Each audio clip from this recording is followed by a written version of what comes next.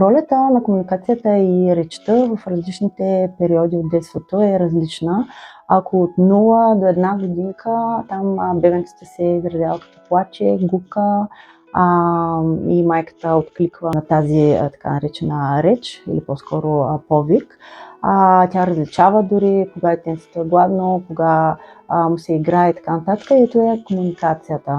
Възрастта, в която трябва да започнем да обръщаме внимание на говора, това е от 0 месеца, естествено. Говора на 0 месеца, това е плача, след това идва гукането, изключително важни етапи са това и когато бебето пропусне един от тези етапи, това се отразява и в по-напредналите етапи. Така че майката трябва да обръща внимание на детето, плаче, смее ли се, откликва ли с поглед, след това има ли гукане, много важен етап при бебетата, който е от изключителна важност след това за проговарянето. Лепетната реч, което е бръщолевенето, когато имитират говора.